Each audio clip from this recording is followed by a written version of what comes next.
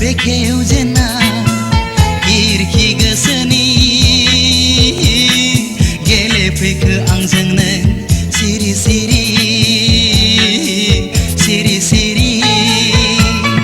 माब्लानिफ्राय लुफाव जेना